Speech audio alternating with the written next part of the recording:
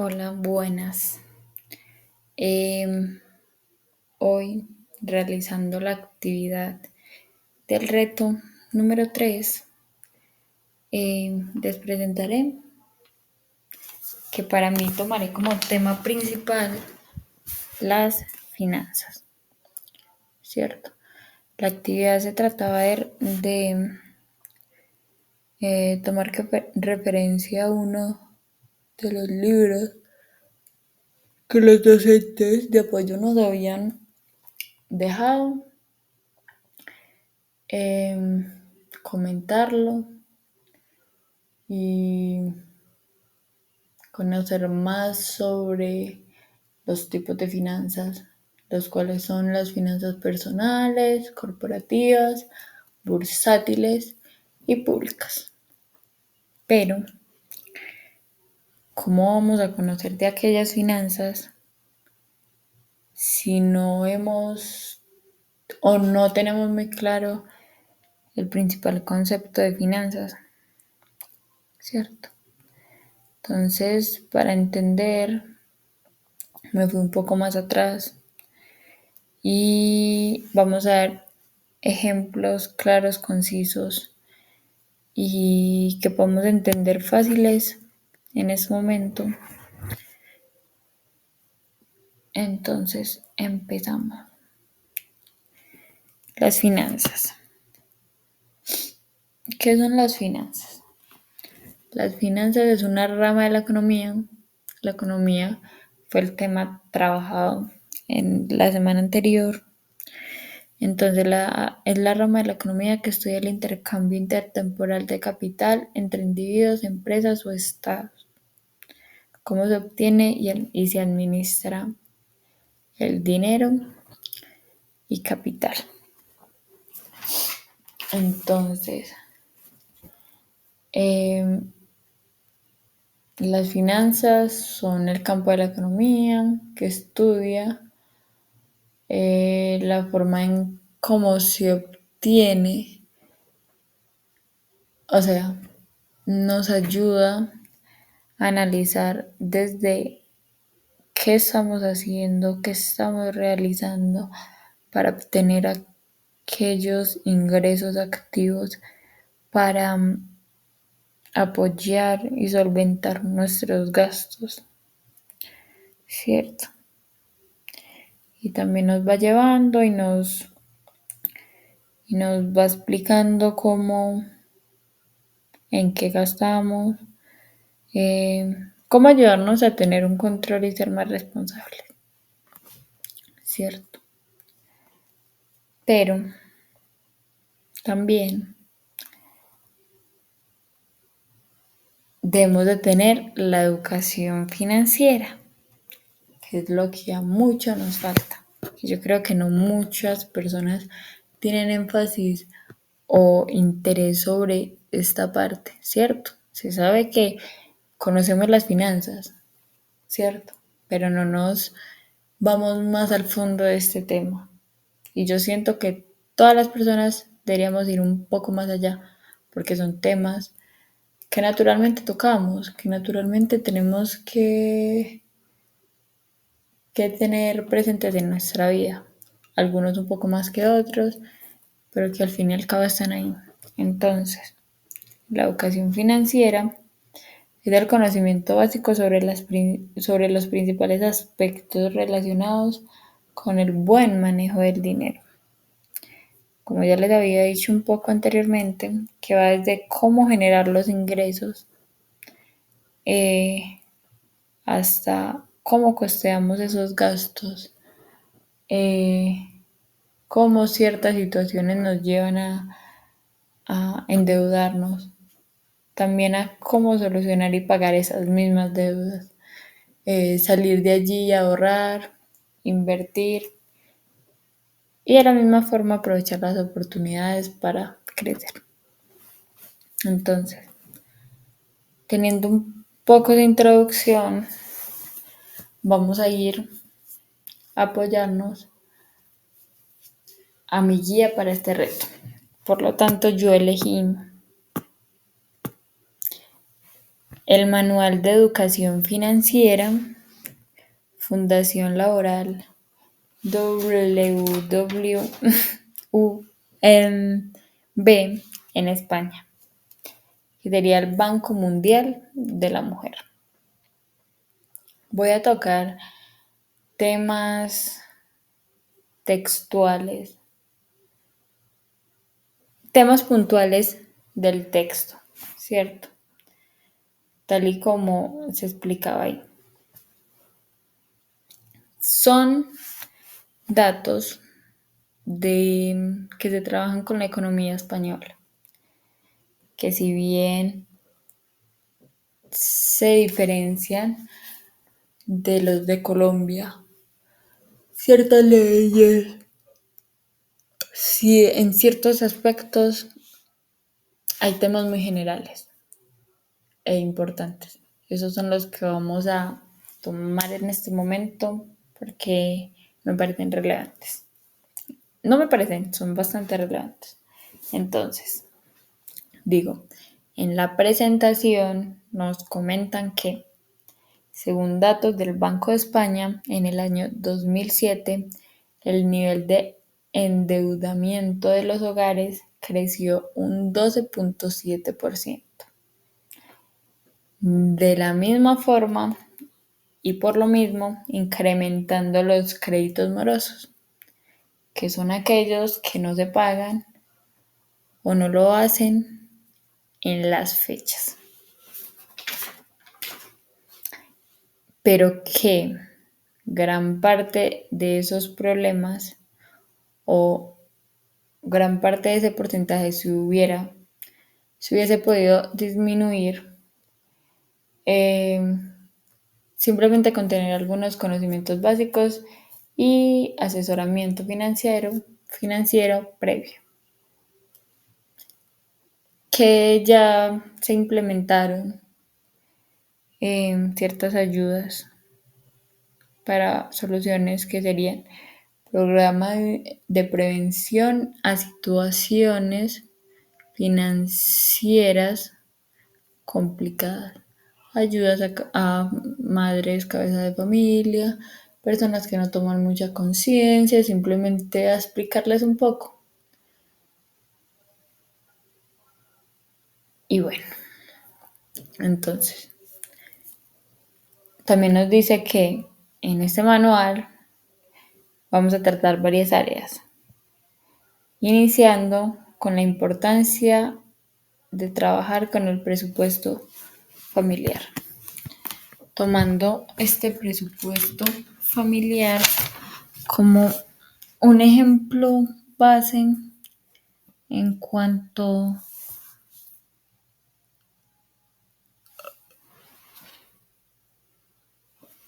a las finanzas. Pues muchos, la mayoría, por no decir todos, debemos ser un poco conscientes de cómo estamos viviendo, cómo vamos a ser capaces de solventar aquellos gastos necesarios para vivir, ¿cierto? Entonces, más que un ejemplo fácil, es una realidad y pues nos ayuda más a caer en conciencia. Entonces, el presupuesto familiar nos dice que si nos preguntaran en este momento nuestros gastos, quizás no todos sabríamos qué responder. Deberíamos tomarnos nuestro tiempo, analizar y calcular. Pero, ¿y si es algo rápido? O, si no sabemos cuánto nos gastamos, ¿cómo sabríamos si estamos ahorrando o no? ¿Cómo sabemos a dónde se está destinando nuestro dinero y si está haciendo de una forma eficiente y capaz de suplir todos nuestros gastos? Porque bueno, si no sabemos cuánto gastamos, no sabremos si ahorramos y de la misma forma no sabremos si en algún momento podremos realizar algún tipo de inversión, ¿cierto? Entonces, supongamos que no tenemos ningún control, no sabemos cuánto gastamos. Entonces, un día nos llega un negocio, momento de inversión, me pongo a analizar, a contar, no me da, ¿cierto? ¿Qué voy a hacer aquí? Quiero iniciar mi vida crediticia.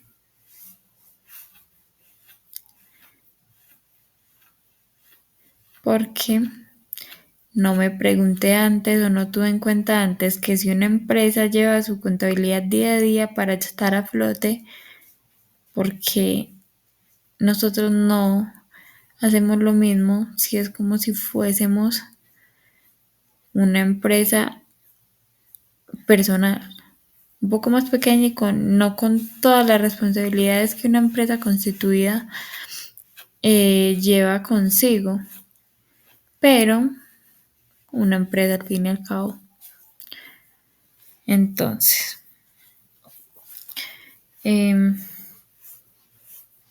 ¿cómo llegué a, a querer iniciar la vida crediticia? No querer, a que me tocara iniciar la vida crediticia por aquella inversión que quiero realizar.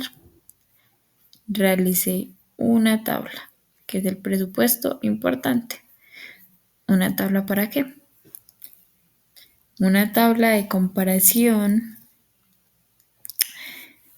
entre ingresos y gastos.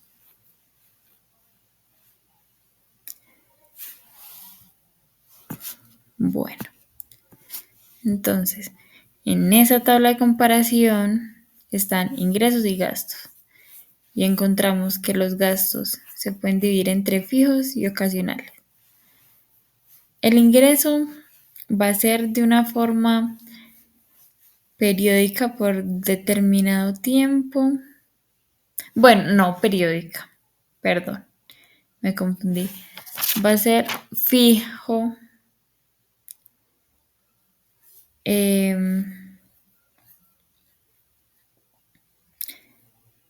porque el ingreso va a ser constante, mientras que los gastos sí pueden variar. Porque si dividimos estos gastos en todos, tenemos sí o sí los gastos fijos: vivienda, alimentación, servicios, transporte, colegios, bueno, y tenemos otros gastos ocasionales que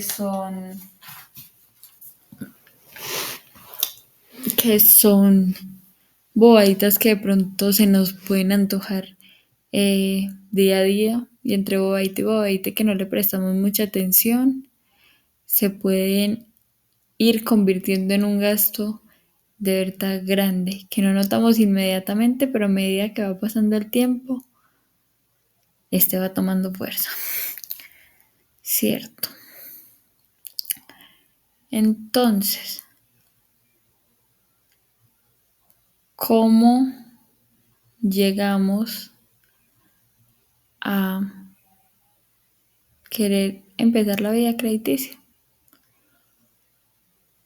Fácil. O en un momento mis gastos e ingresos se igualaron, entonces no tenía ni desfalcos ni, ni ese guardadito extra que se tenía a un ladito por prevenir. No tenía nada, simplemente tenía mi ingreso y me lo gastaba todo supliendo mis gastos. O simplemente los gastos superaron los ingresos. Por ende, no tengo capital para inversión. Entonces eso nos lleva a tener la necesidad de una financiación, que es cuando queremos realizar una compra o una inversión y no contamos con los recursos. Por ende, solemos recurrir a la financiación a la financiación ajena. Pero para parar aquí un poco, ¿ustedes creen que cuando solicitamos una financiación va a ser una ayuda, cierto? No es detallado bien, pero va a ser una ayuda. Realmente nos estamos preguntando si en aquello que lo vamos a gastar valdrá la pena. ¿Valdrá la pena tomar riesgos? ¿O qué tan importante va a ser para un futuro en mi vida? ¿O simplemente va a ser un lujo? Todo esto es un análisis que debemos realizar para saber qué tan rentable es aquello. Entonces, la necesidad de financiación. Encontramos el préstamo. En el préstamo vamos a la capacidad de endeudamiento, que esto equivale al 35% de los ingresos netos. Entonces, el 35% de tus ingresos va a ser la capacidad de endeudamiento. Y también un poco más arriba va a estar el límite de endeudamiento, que sería el 40%, que si bien esto va a ser mucho más difícil y complejo porque nos va a traer circunstancias más complejas, también puede ser tomado siempre y cuando no supere el 40% de los ingresos. Entonces, para querer tomar aquel préstamo o esa financiación, debemos tener en cuenta ciertos elementos. Entonces, encontramos la cuantía, el plazo de amortización, el tipo de interés, que se divide en dos, fijo o variable, comisiones y gastos en la cuota, coste del préstamo y contratación de seguros. Entonces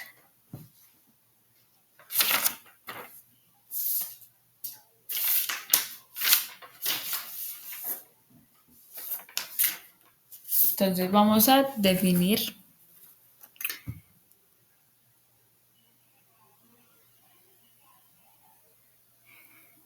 un poco. El tipo de interés que podemos encontrar va a ser fijo. Esto quiere decir que el tipo permanece inalterable durante la vida del préstamo. Es decir, desde un inicio, al firmar el contrato, se estipula que el interés mensual será del 0.2%. Esto deberá ser así hasta la finalización total del préstamo, mientras que el tipo de interés variable se modifica periódicamente conforme le indique o el tipo de referencia. Es decir, no va a ser muy claro, sino que esto se debe de calcular debido a otros factores. Y bueno, ahora están las comisiones y gastos. Cuando tú vas por el préstamo, aparte de estipular los valores, el valor que vas a recibir, el valor que vas a devolver, el valor adicional, que serían los intereses que vas a devolver, se deben suplir otros gastos, como sería una comisión por abrir el crédito, quizás una comisión de estudio para el préstamo. Eh, si, ¿Qué pretenden las entidades que realizan préstamos? Que ellos quizás tomen los prestamistas, perdón, los prestamistas.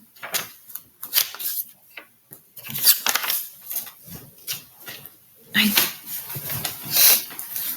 bueno, aquella persona que está solicitando el crédito eh, tome el tiempo más largo para pagar, claro, le van a servir mucho más intereses. Entonces, cuando hay una cancelación antes de pagar una comisión, ¿para aquello? No en todos los casos, pero digamos que sí. Entonces,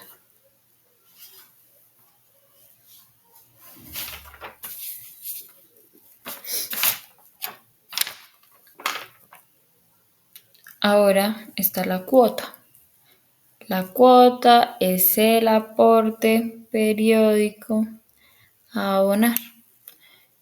En el mismo contrato, o sea, al inicio de esta operación, se estipula fecha, valor de la cuota que se da para ir abonando aquel préstamo, ¿cierto? Ahora, el coste del préstamo, que sería calcular el nominal más los intereses que pagaste, más las comisiones, más los gastos. O sea, sería en realidad lo que gastaste, el coste del préstamo, ¿cierto? Ahora hay una contratación de seguros, porque la entidad que te ayuda con esta financiación debe tener cubiertas posibles contingencias que pueden pasar en este proceso, ¿cierto? Deben de también apoyarse con avales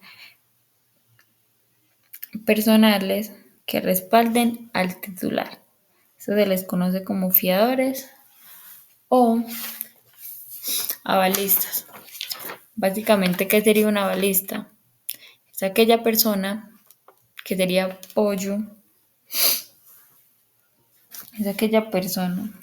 apoyo para el titular, garantizando el pago de la operación con sus bienes, si aquel titular del préstamo no funciona.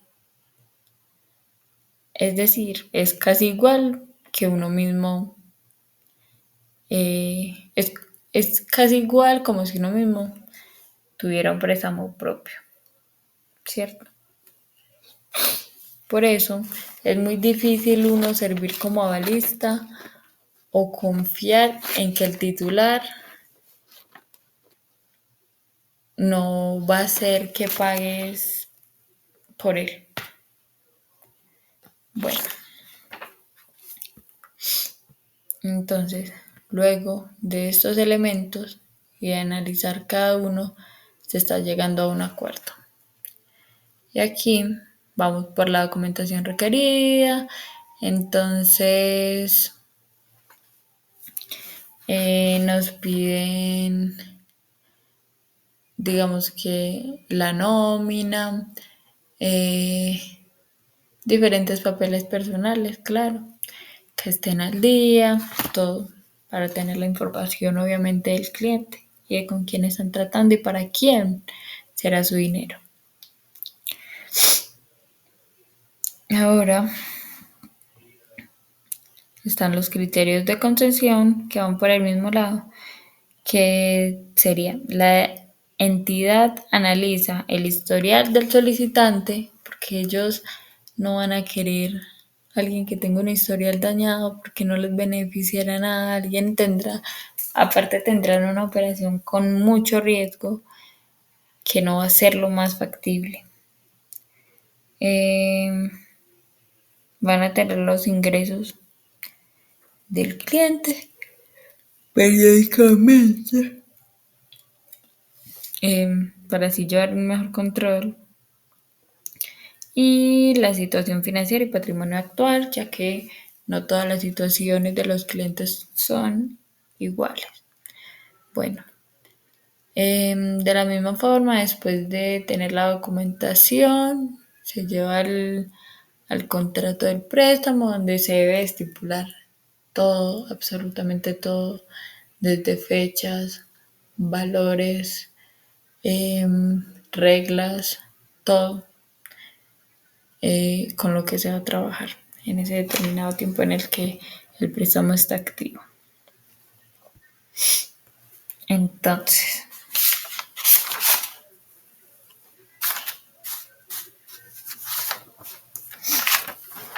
ahora pasamos a que básicamente este manual de educación financiera nos brinda o quiere tener como objetivo eh, el no entrar a un sobreendeudamiento. Claro, teniendo una financiación coherente nos ayudará a esto. Entonces, ahora vamos a los tipos de financiación. Cuando vamos a la necesidad de financiación, nos dice un préstamo, que sería, como ya no me acuerdo si ya les había dicho anteriormente, pero es cuando una entidad o un prestamista eh, realiza un negocio con determinadas reglas, con determinados intereses, pidiendo determinadas cosas a cambio para ayudar a un titular con dinero, ¿cierto? Pues de forma económica.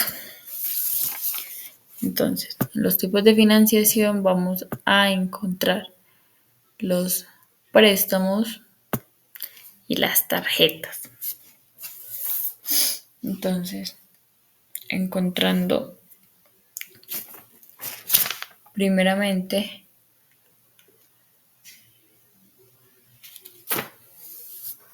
los préstamos, que son el préstamo hipotecario, eh, que se puede llevar a cabo siempre y cuando tengas una estabilidad laboral, ingresos mensuales, un buen nivel de endeudamiento, o sea, que al realizarte el estudio tengas un buen historial crediticio, etcétera. Cuando vamos, por ejemplo, a los préstamos hipotecarios, hablamos de la cuantía, que es no poner en riesgo el 35% de endeudamiento. Eso hay que tenerlo claro. Luego, la cantidad posible de crédito va a depender de la tasación de la vivienda.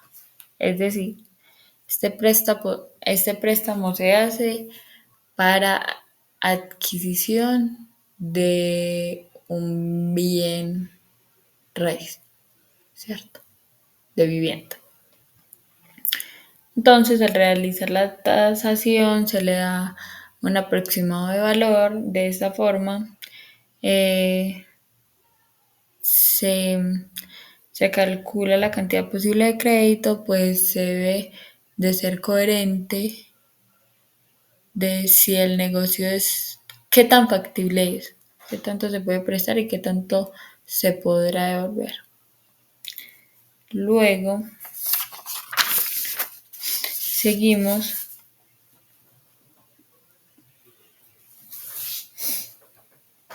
con los créditos rápidos, que son aquellos que se pueden como solicitar de una forma más rápida y desde la comodidad de la casa. Por ejemplo, publicidades que te dicen, te prestamos dinero con a determinado tiempo, con determinado interés, sin hacer filas y ahora mismo. Obviamente esto no va a resultar muy atractivo. Aparte, recibimos una contestación bastante rápida, una solución bastante rápida, que es lo que la mayoría necesitamos o querríamos.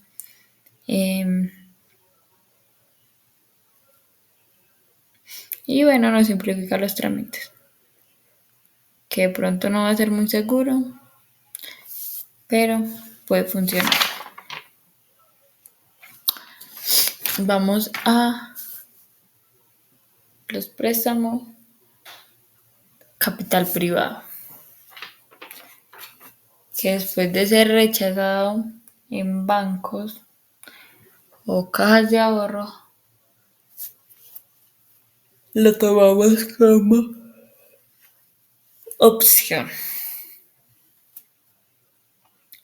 Lo que tiene esto es que si aprovecha de las necesidades de aquellos que van a solicitar aquel préstamo.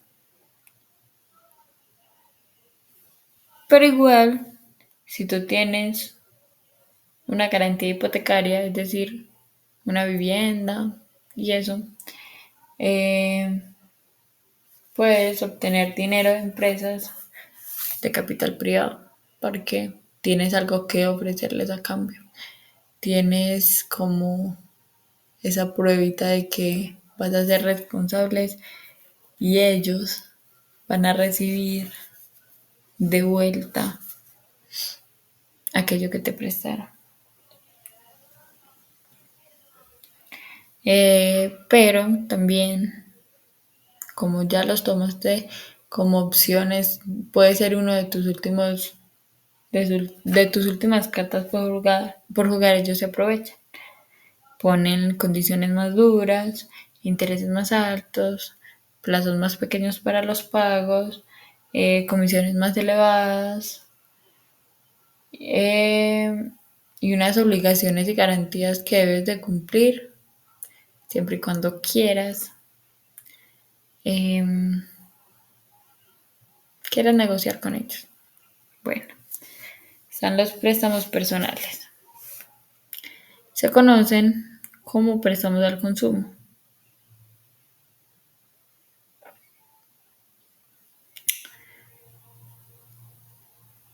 ¿Qué sería? Aquel préstamo que se toma para, para esos gastos fijos o algo que queremos ya y simplemente no podemos tomarnos todo el tiempo de ahorrar, ¿cierto? Entonces son gastos que debo suplir ya. Ahora vamos, tipos de financiación con las tarjetas. Entonces, también conocidas como dinero de plástico, pero que se hacen más cómodos y más flexibles gracias también a su plazo y forma de pago. Las tarjetas son medios de pago que te permiten realizar compras sin dinero en efectivo, pero que de igual forma te permiten disponer de dinero en efectivo, incluso cuando la cuenta no tenga fondos. Esto es algo solo en algunos casos. pero que te ayuda a disponer también de dinero efectivo y dinero en tu plástico, es gracias a los cajeros electrónicos automáticos, em, que es cuando realizas un retiro, ¿cierto? De esta misma forma también tenemos diferentes tipos de tarjeta que encontramos. La tarjeta de débito,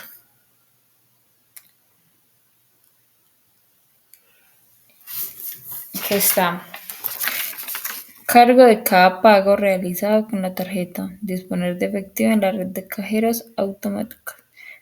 La tarjeta de débito es gastar, es, siento yo que es como gastar, como si tuvieras efectivo.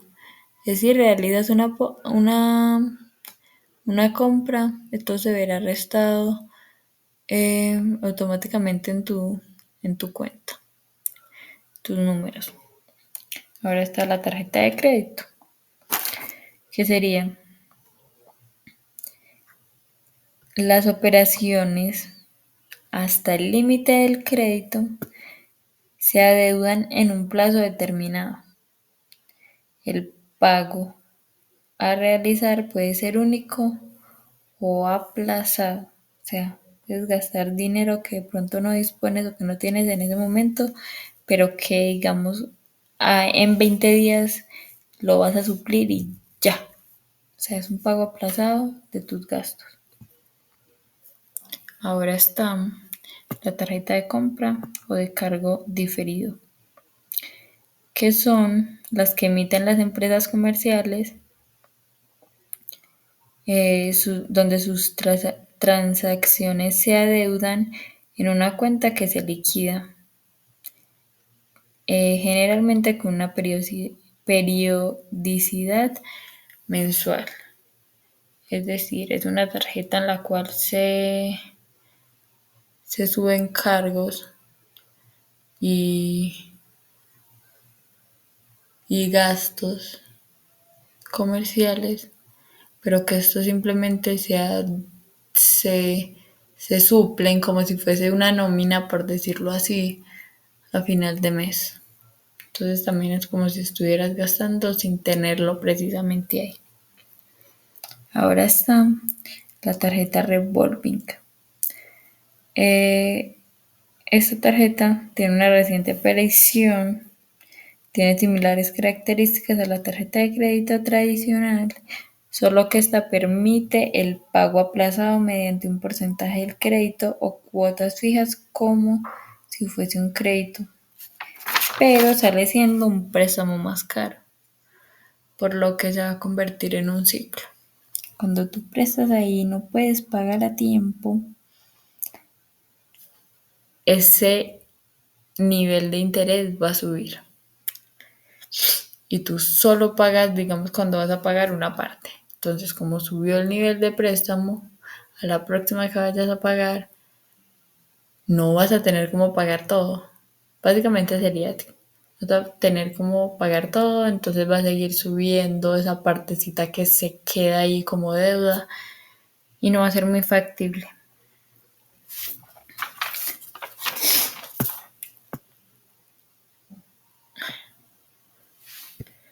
De la misma forma, este dinero de plástico, esas tarjetas, cobran una comisión o intereses simplemente algunas por abrir una cuenta, así se realicen o no movimientos. Otras por el manejo del dinero. Esto se puede cobrar mensualmente, una cuota fija. En otras ocasiones se cobra por retiros que se quieran realizar y así. Serían comisiones o intereses que se pagan. Y aparte de esto, estas tarjetas o este método de financiación cuenta con una banca electrónica, es decir, manejar tu teléfono desde un celular, desde una app donde puedes hacer básicamente de todo, desde transferir, ver tus movimientos bancarios, realizar muchas cosas en cuanto a tu cuenta. Y entonces, cuando sabemos que existen tipos de financiación, nos podemos ir a analizar las ofertas y así tomar la mejor decisión para nuestra vida crediticia y la que más nos puede garantizar un no endeudamiento. Entonces, luego de esto, cuando analizamos todo y nos metemos en, en estos créditos, pueden pasar muchas cosas. Está la opción en la cual tú eres responsable y puedes suplir esas necesidades, o esas necesidades es seguir pagando tu crédito de una forma responsable y segura, ya que él va disminuyendo hasta que al final se acaba. Pero está el caso opuesto, que es el que puede estar pasando más seguido por diferentes situaciones. Las personas no toman la conciencia necesaria por diferentes factores de las personas y llegamos a los números rojos. ¿Qué serían los números rojos? Sería cuando los ingresos son menores que los gastos, ¿cierto? Entonces aquí empezamos a figurar en los registros morosos,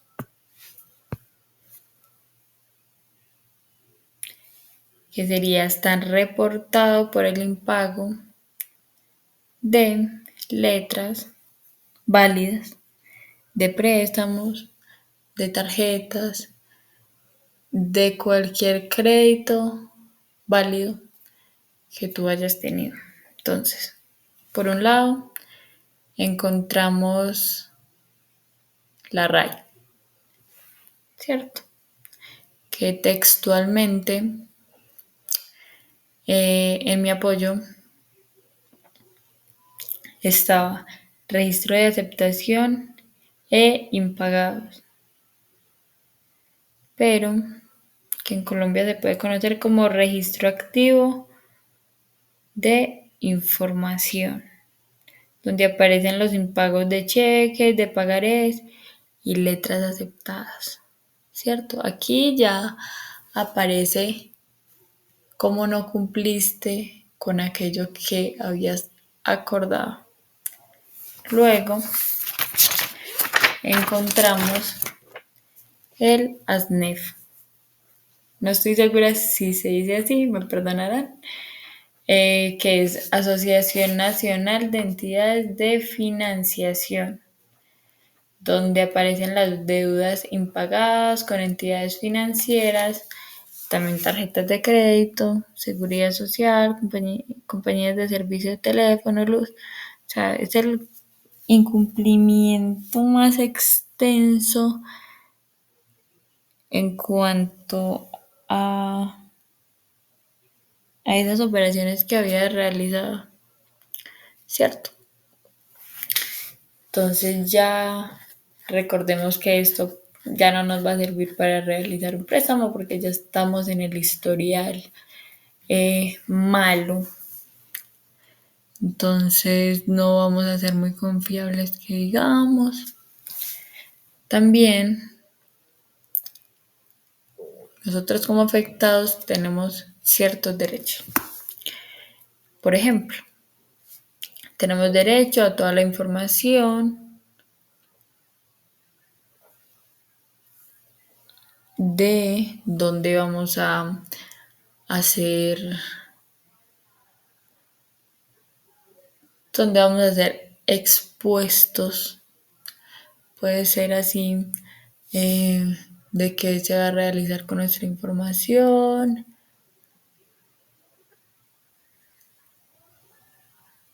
Y también podemos tomar oposición siempre y cuando veamos que se está cometiendo una injusticia y que la situación que se está realizando no debería ser así.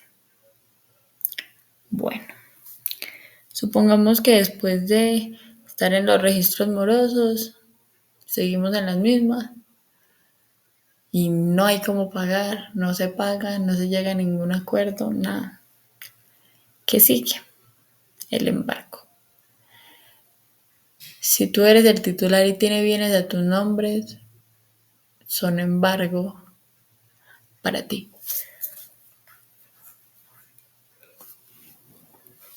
Si de otra forma tú tenías un fiador o una avalista, ya se debe negociar con él, porque él puso sus bienes como garantía. Entonces, el no cumplimiento al pago de los préstamos nos lleva a un embargo. Qué bien.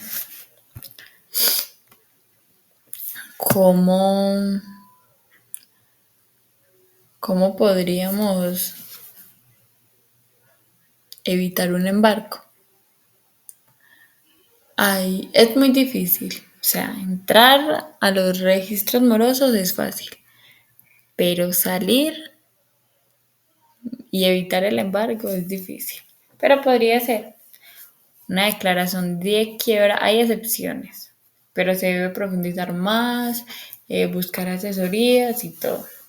Declaración de quiebra, o porque tuviste una suspensión de pagos en la nómina, entonces ya ahí debes comprobar todo esto, o suspensión de pagos hacia la familia, lo mismo, se debe comprobar. Pero entonces vamos, ¿cómo quiero salir de allí? No solo de los números rojos, digamos que primero, ¿cómo voy a salir de deudas pequeñas que tenga, que pueden ser más controlables? Eh, Buscar recursos mucho más fáciles y que tenemos a la mano, como ayuda a familiares, amigos, que con dinero, ¿cierto? Anticipos de nóminas, o sea, son situaciones mucho más pequeñas con cantidades más pequeñas y situaciones controlables. Pero cuando ya estamos en muy sobre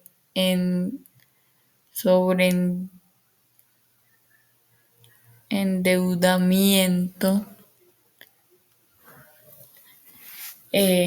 ya es más difícil, aunque podemos actuar lo antes posible. Porque a medida que va pasando el tiempo, se nos va haciendo mucho más tarde, va a ir creciendo intereses y todo. Evitar medidas desesperadas como buscar créditos que se pueden parecer mucho más fáciles y que nos pueden ayudar en ese momento, pero que al final nos van a condenar, digamos que a un crédito de por vida. Debemos buscar ayuda con profesionales, tomar una lista con la prioridad de deudas y así poder ir resolviendo y así poder llegar a acuerdos e ir resolviendo. Muchas veces se necesita minimizar gastos para poder tener ese dinero extra y pagar esas deudas y mantener a flote la economía, no parar. O sea, debes de seguir trabajando en cómo conseguir y salir adelante. Bueno, ahora en el último capítulo nos decía, no todo es malo. También este tema nos deja una parte positiva que es cuando la economía está saneada, que ya es cuando no tenemos ningún tipo de inconveniente con números negativos, porque en eso Eso diría yo. Los préstamos van a ser positivos una vez y el resto por mucho más tiempo van a ser negativos, entonces ya no estamos en negativos y podemos empezar a ahorrar. Eso se lleva, nos devolvemos un poco, o sea, todo está ligado al presupuesto familiar o personal, que sería calcular, gracias a nuestros ingresos y gastos, eh, cuánto está entrando, cuánto está saliendo, cuánto se puede quedar, cuánto puedo guardar, etcétera. Entonces, esto nos lleva a que gracias a la educación financiera vamos a obtener una economía saneada y vamos a el ahorro e inversión, que si bien va a ser muy difícil tomar hábitos de ahorro, no puede ser imposible y al final va a ser para un beneficio. Entonces, luego de entender estos campos de la finanza, de las finanzas, ¿cierto? De cómo podemos calcular qué nos entra, qué nos sale, una ayuda extra, cómo serían los préstamos, qué hacer en situaciones donde se nos sale de las manos, los diferentes tipos de financiación.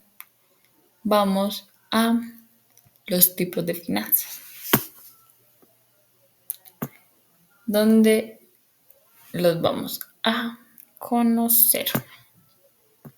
Entonces tenemos las finanzas personales, las finanzas corporativas y las finanzas bursátiles. Se me olvidaba las finanzas públicas.